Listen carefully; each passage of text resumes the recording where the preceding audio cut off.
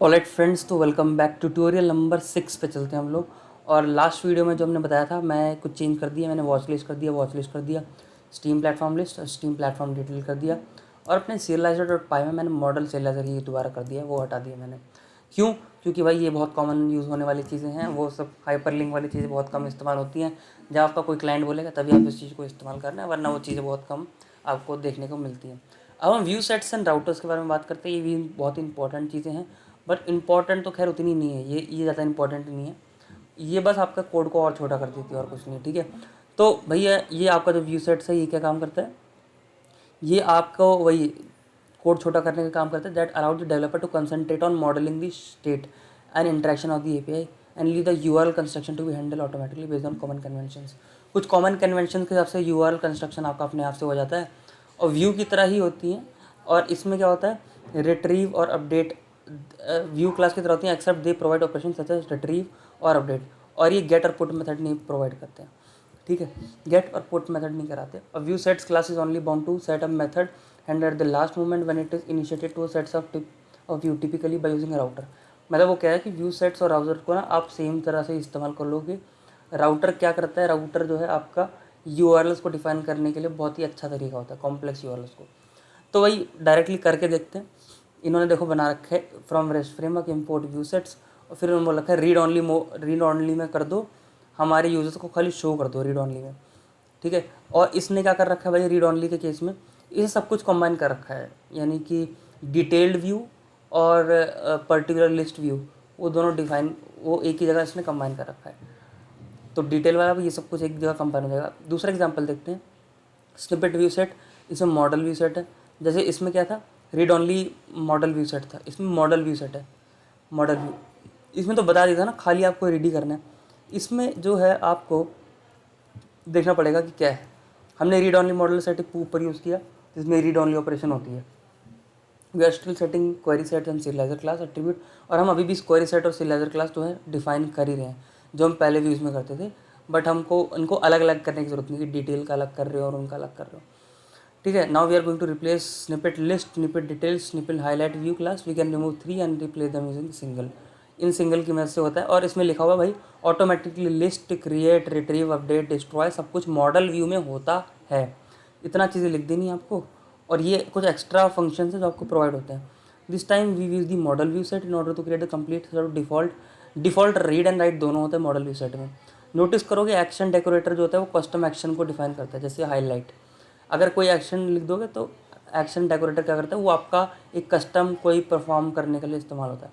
This decorator can be use to add any custom end points. कोई भी custom and point आपको देना है ना, जो आपके क्रिएट, अपडेट इन सब में फिल नहीं हो रहा, उसकी जगह आपको इस्तेमाल करना है। तो custom action will use the action decorator to get reforms और मेथड्स ब्ला ब्ला ब्ला, ठीक है। ये सारी चीज़ें लिखी हुई हैं, ये जब इस्तेमाल होगा तब मैं आपको बताऊँगा ये सारी की सारी चीज़ें। बट अभी के लिए हमको क्या करना है, खाली मॉडल व्यू सेट करना है, जिसमें सब कुछ होता ही है। तो फिर से वही करेंगे, स्ट्रीम प्लेटफॉर्म उसमें चलेंगे हम लोग, स्ट्रीम प्लेटफॉर्म व्यू में चलेंगे। देखो हमने लिस्ट का अलग बना रखा है इस केस में जेनेरिक्स की मदद से, और डिटेल का अलग बना रखा है। अब की बार हम खाली एक ही बनाएंगे, जो कि हम बनाएंगे इससे एक्शन नहीं, ये था व्यू सेट्स को इंपोर्ट करके। तो व्यू सेट्स को मैंने इंपोर्ट किया है अपने रेस्ट फ्रेमवर्क में। लो भैया यहाँ पे इंपोर्ट कर दिया मैंने। और देखो ये सबसे ऊपर वाला चीज़ तो इंपॉर्टेंट ही है, तो क्योंकि ये चीज़ों को क्या कर रहा है, रूट प्रोवाइड कर रहा है। तो या तो मैं लिखूँगा इसको, बट इसको मैं कमेंट कर दूँगा क्योंकि ये कोड भी आपके काम ही आएगा। कोड गिटहब आपको पता ही कि कैसे सर्च करना है, मेरा नाम सब कुछ वहाँ पे आपको मिल जाएगा, ठीक है। नीचे चलते हैं। अब हम बनाएंगे क्लास जिसका नाम है स्ट्रीम प्लेटफॉर्म व्यू सेट। देखो नेमिंग कन्वेंशन ना थोड़ी सी अभी प्रैक्टिस डाल लो, क्योंकि जब आप डेवलपमेंट करोगे प्रोडक्शन लेवल की, तो ना नेमिंग बहुत इंपॉर्टेंट पड़ जाती है। जैसे हमने पिछली क्लास में ये वाला यूआरएल्स वाले फाइल के बारे में देखा था कि क्या क्या दिक्कतें आती हैं। वैसे यहाँ पे भी देख लो, जो मॉडल का नाम है, मॉडल का नाम और व्यू सेट। इस केस में देखो मैंने क्या लिखा था, मॉडल का नाम लिस्ट, मॉडल का नाम डिटेल, ठीक है, मॉडल का नाम लिस्ट, ऐसे ही मैं लिखता हूँ। तो इस केस में भी देखो मॉडल का नाम व्यू सेट। इससे कुछ होगा नहीं, बट एक स्टैंडर्ड प्रैक्टिस बन जाएगी। सेट का एस भी बड़ा आपका होना चाहिए, जो कि मेरा है भी। अब भाई दो चीज़ें ले लेनी है बस हमको, view sets dot model view, ये लेना है आपको खाली इस केस में इनहेरिटेंस की मदद से, view set dot model view. और स्ट्रीम प्लेटफॉर्म का है ये, तो इस केस में तो सब कुछ होता है, लिस्ट, क्रिएट, अपडेट, डिलीट, ये सब कुछ होता है। तो ये मैं अपने डॉक स्ट्रिंग में इसको भी ऐड कर देता हूँ ऐसे, तो ऐड कर देता हूँ बस ऐसे ही, ताकि चीज़ें मेरी ठीक रहें थोड़ी। ठीक है, ये मैंने डाल दिया। इसके ओ हाईलाइट वाला मेथड मैं दिल्ली इसलिए मैंने डाला नहीं। क्वेरी सेट और सीरियलाइजर क्लास ये दोनों देना पड़ेगा हमको। तो query set is equal to stream platform, और सीरियलाइजर क्लास कौन सी होगी हमारी, स्ट्रीम प्लेटफॉर्म सीरियलाइजर। बस इतना लिख दोगे, आपका इसी से सारा का सारा क्या हो जाएगा, इसी क्लास से आपका सारा का सारा क्रिएट, अपडेट, डिलीट और किसी पर्टिकुलर को डिलीट सब कुछ हो जाएगा। मतलब इतना लिख के, इतना ही। ठीक है, फिर लिखा हुआ है डेफ परफॉर्म क्रिएट सेल्फ और सीरियलाइजर। सीरियलाइजर को सेव करने के लिए है शायद से ही, बट अभी के लिए मेरे को कुछ आइडिया लगेगा ना, क्योंकि डॉक्यूमेंटेशन में इसके बारे में कुछ लिखा ही नहीं है। मैं एक काम करता हूँ, अभी मेरे को आइडिया नहीं है, मैं टेस्ट करूँगा डायरेक्टली। बट टेस्ट करने से पहले मेरे को अपने मॉडल्स में, सॉरी यूआरएल्स में डिफाइन भी तो करना पड़ेगा कि मैंने स्ट्रीम प्लेटफॉर्म व्यू सेट्स को यूज़ किया है, ना कि अब मैं इनका इस्तेमाल कर रहा हूँ। स्ट्रीम प्लेटफॉर्म लिस्ट व्यू का इस्तेमाल नहीं कर रहा मैं अब। तो उसके लिए क्या करते हैं, उसके लिए देखते हैं कि हम कैसे कर सकते हैं। इसमें लिखा हुआ है binding view sets to URL explicitly, first hand explicitly. इन्होंने बोला कि भाई हम we bind our view set access in a concrete view. View sets को ये लोग ऐसे कर रहे हैं कि भाई स्निपेट लिस्ट, और लिस्ट के लिए ये, और डिटेल के लिए ये, हाईलाइट के लिए, यूज़र व्यू के लिए। ठीक है, अभी देखो कुछ समझ में से इसका आ नहीं रहा मेरे को भी।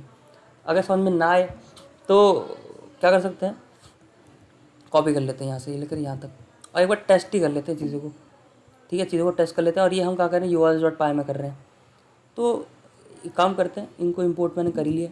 मैं यहाँ पे ऐसे लिखता हूँ, स्निपेट की जगह देखो, स्निपेट लिस्ट की जगह मैं लिखूँगा स्ट्रीम प्लेटफॉर्म, स्ट्रीम प्लेटफॉर्म, क्योंकि कुछ अभी मेरे को ना डॉक्यूमेंटेशन पढ़ के चीज़ समझ में आई नहीं अभी सही से।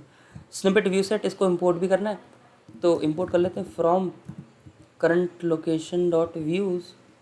अच्छा, व्यूज़ मैंने इंपोर्ट तो कर ही रखा है, व्यूज़ तो मैंने फाइल इंपोर्ट कर रखी है ना पूरी, तो व्यूज़ डॉट कर दूंगा, views dot snippet view set, और यहाँ पे भी views dot snippet view set as view, get post patch और डिलीट। ठीक है, इन्होंने कुछ ऐसा कर दिया, देखते हैं आप क्या है। Notice you are creating multiple views for from each view set, और उसको हम बाइंड कर रहे हैं HTTP से। अब now that we have bound our resource to concrete view set we can register URLs. कह इतना कर दो, अब यूआरएल्स भी रजिस्टर करो अब। तो यूआरएल्स कैसे रजिस्टर कर रहे हैं, ये कर रहे हैं भाई, स्निपेट लोगे तो स्निपेट लिस्ट मिल जाएगा जो हमने ऊपर डिफाइन किया, और स्निपेट इंट पी के लोगे तो स्निपेट डिटेल मिल जाएगा आपको। और ये हाईलाइट के लिए इसने अलग बना दिया यूज़र के लिए। अच्छा, कुछ ऐसे ही कर रहे हैं। तो मैं काम करता हूँ, वही करता हूँ कि अगर मेरे को स्ट्रीम मिल रहा है कुछ इस तरह से, अगर मेरे को स्ट्रीम मिल रहा है तो मैं स्ट्रीम लिस्ट का इस्तेमाल कर लूँगा, है ना। तो मैं इसको हटाता हूँ, स्ट्रीम मिल रहा है तो मैं यूज़ कर लूँगा stream list, stream platform list, yes. और अगर स्ट्रीम लिस्ट का डिटेल मिल रहा है मेरे को तो पूरा फंक्शन कॉल को हटा दूँगा। ठीक है, और स्ट्रीम प्लेटफॉर्म डिटेल होना चाहिए मेरे ख्याल, स्ट्रीम प्लेटफॉर्म डिटेल और स्ट्रीम प्लेटफॉर्म डिटेल। कन्वेंशन मैंने नेम की वही रखी है। मेरे को भी पता नहीं कि क्या होने वाला है रियलिटी में, क्योंकि मैंने इसका कभी यूज़ नहीं किया कभी भी। ठीक है, मतलब ये वाला मेथड तो मैंने मतलब कभी यूज़ किया ही नहीं है, तो मेरे को कुछ पता नहीं है। तो कुछ एरर आ गया, वो कह रहा है भाई IMDb की व्यूज़ में स्निपेट व्यू सेट नाम का कुछ है नहीं। अच्छा, स्निपेट की जगह मेरे को स्ट्रीम प्लेटफॉर्म व्यू सेट लिखना था, गड़बड़ कर दी।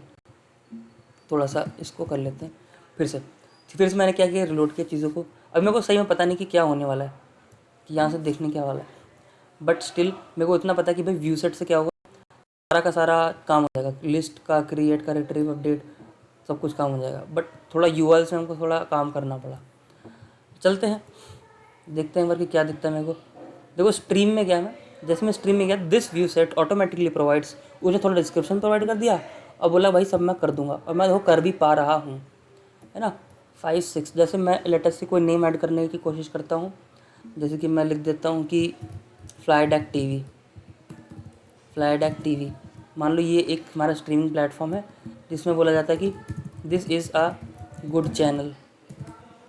ठीक है, और वेबसाइट डाल देते हैं www.flydeck.netlify.app। ये मेरी वेबसाइट कभी बनाई थी बट पूरी नहीं हुई। पोस्ट, दो पोस्ट पे क्लिक किया तो कह रहा है एंटर अ वैलिड यूआरएल। वो सब कुछ देखो खुद ही हैंडल कर ले रहा है। Enter a valid URL, URL ठीक से डालो। अब एक काम करते हैं, स्ट्रीमिंग प्लेटफॉर्म दोबारा डालना, तो एक काम करते हैं, गूगल लिख देते हैं। मैं ऐसे टाइम पास कर रहा हूँ, ठीक है, गूगल लिख देता हूँ, शायद वो लिंक गलत था या कुछ था, तो Google is a good company. फिर वेबसाइट में लिख देते हैं www.google.com, ठीक है। अब पोस्ट करते हैं, अब तो लिंक मेरे को उसका ठीक लग रहा है। ये बार बार वही कह रहा है कि एंटर आ वैलिड यूआरएल, कोई दिक्कत दे रहा है। अब मैं एक बार 1 पे क्लिक करता हूँ, 1 पे, तो 1 में तो हमको चीज़ें दिख रही है। नेटफ्लिक्स एक बार अपडेट करके देखता हूँ मैं, Netflix is a watch, good watch, updated, और पुट है, पैच है, पुट करता हूँ चीज़ों को, और पुट तो हो गया यार मेरा, चीज़ें मेरी पुट तो हो रही, बट क्रिएट मेरा हुआ नहीं अभी इस केस में, क्रिएट नहीं हुआ, शायद मैं कुछ गड़बड़ कर रहा हूँ। मैं यहाँ पे आया, आईडी मैंने हटाया, अब प्राइम वीडियो की जगह मैंने लिख दिया कि शायद HTTP नहीं लगा रहा मैं, हो सकता है इसलिए हो, ठीक है, स्लाइम वीडियो, ठीक है, अमेज़ॉन प्राइम की जगह स्लाइम प्राइम वीडियो ऐसे लिख दिया मैंने, और प्राइम वीडियो की जगह स्लाइम वीडियो, ऐसे ही लिख दे रहा हूँ कुछ भी, cheap and awesome slime video. शायद मैंने HTTP नहीं लगाया इसलिए हो सकता है कुछ दिक्कत हो। जेसन पार्स एक्स्ट्रा लाइन कुछ एक्सेप्टेड तो आ गया मेरे ख्याल। एवं मैं स्ट्रीम को देखता हूँ, कुछ आ रहा है, नहीं आ रहा, स्लाइम वीडियो मेरा नहीं आया अभी, फिर से नहीं आया, कुछ दिक्कत आया इसमें। फिर से मैं डालने की कोशिश करता हूँ, जियो TV, तो मैं लिख देता हूँ स्पॉटिफाई TV, फिर लिखता हूँ, मैं चीज़ों को ट्राई ही कर रहा हूँ बस, स्पॉटिफाई वैसे चल जाती हैं चीज़ें, और जियो TV की जगह हो जाएगा स्पॉटिफाई TV पोस्ट। हाँ ये अभी ऐड हो गया मेरे ख्याल, हाँ कुछ दिक्कत, शायद HTTPS का कुछ दिक्कत है या कुछ दिक्कत होगा, वैसे चीज़ें काम कर जाती हैं वैसे, ठीक है, हाँ चीज़ें ऐड हो गई हैं, कुछ गड़बड़ हो रहा होगा। तो हाँ मेरा तो इतना काम तो हो रहा है, सब सही चल रहा है, मतलब एक ही, मतलब मैं एक ही चीज़ से, मैंने जो एक ही अपना व्यू बना रखा है स्ट्रीम प्लेटफॉर्म व्यू सेट, उसी से मैं सारी की सारी चीज़ें कर पा रहा हूँ। तो मैंने इतना सब कुछ करा, बट मेरे को लग रहा है बहुत कॉम्प्लेक्स हो गई चीज़ें, ऊपर जो मैंने डिफाइन किया ना ये सब कुछ थोड़ा सा कॉम्प्लेक्स सा लगा मेरे को ये। तो उस केस में हम राउटर्स का यूज़ कर सकते हैं। राउटर्स का हम इस्तेमाल खाली और खाली urls.py में करते हैं। राउटर से क्या होता है, अगर आप व्यू सेट का इस्तेमाल करते हो ना, तो बाय डिफ़ॉल्ट राउटर का इस्तेमाल करना ही करना है आपको, ठीक है, because we are using view set class rather than view, we are don't actually design the URL config, क्योंकि भाई व्यू सेट जो है वो अपने आप ही डिटेल का भी कर रहा है और अपने आप ही लिस्ट का भी कर रहा है। तो राउटर भी क्या करेगा, अपने आप डिटेल का करेगा और अपने आप ही लिस्ट का भी कर लेगा। तो from rest framework dot router import default router, ये करते हैं पहले इंपोर्ट, और इन सब की मेरे को ज़रूरत नहीं है, और आई होप आपको ये चीज़ें समझ में आ गई होंगी। वैसे इनका इस्तेमाल होता नहीं है, बट कभी आपको प्रोजेक्ट मिले तो आपको दिखे तो आपको ऐसा डरना नहीं है इस चीज़ से, ठीक है। डॉक्यूमेंटेशन खोलनी है, डायरेक्टली काम करना है। राउटर्स में मैंने खोल दिया, और अच्छा ये यार मैंने ये चेंज भी नहीं किया है, रुको, चलो इसको मैं बाद में कर लूँगा। राउटर हो गया, फिर from snippets import view, view तो मेरा इंपोर्ट हो रखा है। अब देखो router is equal to create कर दिया है मैंने, create a router and register with our view sets with it, यानी कि मैं एक वेरिएबल बना रहा हूँ, एक क्लास का एक ऑब्जेक्ट बना रहा हूँ डिफ़ॉल्ट राउटर का। अब इस ऑब्जेक्ट का मैं इस्तेमाल करके रजिस्टर कर सकता हूँ अपने URLs, ठीक है। तो मैं चलता हूँ यहाँ पे, मैंने कुछ ऐसे पेस्ट कर दिया चीज़ें, देखो सिंटैक्स तो मेरे को याद नहीं है, और बाद में क्या बोला, पाथ, फिर इंक्लूड कर दूँ दिस, तो जितना भी स्ट्रीम वाला है मैं उसका पाथ ऐसे इंक्लूड करूँगा ऐसे। मैंने बोला राउटर जो है ना, राउटर नाम का वेरिएबल है, उसमें अंदर URL डिफाइन कर रखे हैं, वहाँ पे देख लो सब कुछ। तो इसने बोला कि डिफ़ॉल्ट राउटर, और आर स्निपेट्स लिखा हुआ है, स्निपेट से क्या होगा, स्निपेट का व्यू सेट मिलेगा मेरे को, स्निपेट का व्यू सेट मिलेगा, यानी कि मेरे को स्ट्रीम प्लेटफॉर्म का व्यू सेट मिलेगा, और इसका नाम होगा स्ट्रीम प्लेटफॉर्म, ठीक है। और स्निपेट की जगह मैं लिख दूंगा स्ट्रीम, और व्यूज़ इसका कुछ है नहीं, तो इसको मैं हटा देता हूँ अभी के लिए। तो मैंने राउटर क्रिएट कर लिया, देखो कितना छोटा हो गया। लिस्ट वाला भी मैं बनाऊंगा ना तो बहुत, इसको भी हटा दूंगा और इसको रहने दूंगा, और सब कुछ राउटर में डिफाइन कर दूंगा। खाली स्ट्रीम लिखा ना मैंने, स्ट्रीम लिखने से क्या होगा, वो डिटेल वाले को भी ले लेगा, पर्टिकुलर वाले लिस्ट को भी ले लेगा, सब कुछ वो कर लेगा, ठीक है। तो अभी कुछ एरर दे रहा है, वो कह रहा है जेंगो कोर में कुछ दिक्कत आ रही है, शायद रिलोड नहीं हुआ, कुछ हुआ है। एक बार रिलोड हो जाने देता हूँ, फिर से देख लेता हूँ चीज़ें चल रही हैं कि नहीं चल रही। देखो एरर आ ही रहा है ये, तो ये कुछ तो एरर आ रहा है फॉर्मेट का, कुछ दिक्कत आ रहा है। अच्छा फॉर्मेट मेरे को लग रहा है हमको इसकी ना ज़रूरत नहीं है, यूआरएल सफिक्स पैटर्न, क्योंकि राउटर में इतनी पावर है कि वो सब कुछ ले लेगा अपने आप बाय डिफ़ॉल्ट। मैं इसको हटा देता हूँ अभी के लिए, ठीक है। और ये चलो इंपोर्ट में रहने ही देता हूँ अभी के लिए। ये एक काम करता हूँ, कमेंट ही कर देता हूँ चीज़ों को, ताकि कोड भी आप लोग देख सको बाद में। ठीक है, मैंने फिर से क्या किया, चीज़ों को सेव कर रिलोड किया। अब आई होप ये एरर नहीं आना चाहिए, ठीक है। थोड़ा सा वेट करते हैं, और क्योंकि राउटर में इतनी पावर है कि वो डॉट जेसन हो गया, डॉट एपीआई सबको ना वो हैंडल कर लेता है। चलते हैं यहाँ पे रिलोड करते हैं, और रिलोड करते ही देखो सब कुछ हमारा काम कर रहा है, एकदम मस्त तरीके से काम कर रहा है सब कुछ, है ना। तो हमने हमारे राउटर ने मतलब काम कर दिखाया। 1 पे चलता हूँ, 1 पे चला, थोड़ा वेट किया, और देखो हमारे राउटर ने काम करके दिखा दिया है एकदम सही से, और वो थोड़ा डिटेल में एक्सप्लेन भी कर रहा है चीज़ों को। तो हमारा राउटर में इतनी पावर है कि वो चीज़ों को कर दे। मैं काम करता हूँ 1 पे चल के ना, 1 पे चल के डॉट जेसन करके देखता हूँ। डॉट जेसन करके कुछ ऐसा होता है, देखो जेसन करके फॉर्मेट भी मेरे को राउटर दे रहा है, तो राउटर में इतनी पावर है, ठीक है। तो आप यूजुअली क्या करेंगे, राउटर का इस्तेमाल करेंगे एपीआई करके, एपीआई भी मेरे को शो कर रहा है। एचटीएमएल करके देखूँ, वैसे कुछ आएगा नहीं, नॉट फाउंड, देखा, नॉट फाउंड, एचटीएमएल थोड़ी है, एपीआई है। तो हमारे राउटर ने काम करके दिखाया। तो आई होप आपको जो है व्यू सेट्स और राउटर के बारे में क्लियरिटी मिल गई होगी थोड़ी सी। देखो बात यही है कि हमने अपना ट्यूटोरियल नंबर 1 से लेकर 6 तक कर लिया है कंप्लीट, एक्सेप्ट 4, ठीक है। 4 भी आसान है वैसे तो, बट हमने ये ट्यूटोरियल तो कंप्लीट कर लिया। अब नेक्स्ट हमारी वीडियोज़ में क्या होने वाला है मैं आपको बताता हूँ। एपीआई गाइड है, इसको खोलेंगे, सब कुछ करते हुए जाएंगे यहाँ से। हमको रिक्वेस्ट फिर से पढ़ना है, रिस्पॉन्स पढ़ना है, फिर से view generic, view set, router, parsing, सब कुछ पढ़ते हुए जाना है। वैलिडेशन, ऑथेंटिकेशन को छोड़ के सब कुछ पढ़ते हुए जाना है। जितना अभी तक पढ़ चुके हैं उसको दोबारा पढ़ना है, और उसमें कुछ डिटेलिंग करनी है, फिर आगे बढ़ेंगे हम लोग, ठीक है। अभी हमने CRUD ऑपरेशन को एकदम अच्छे से पढ़ लिया है ना, बट CRUD ऑपरेशन में और भी बहुत सी चीज़ें हैं जो हमको और अच्छे से पढ़ना है, ताकि आपको और क्लैरिटी मिले, ताकि आपके क्लाइंट जो भी आपको ऐप बोले आप उसको बना सको, ठीक है। तो इस वीडियो के लिए इतना ही, हम लोग मिलते हैं नेक्स्ट वीडियो में, तब तक के लिए बाय।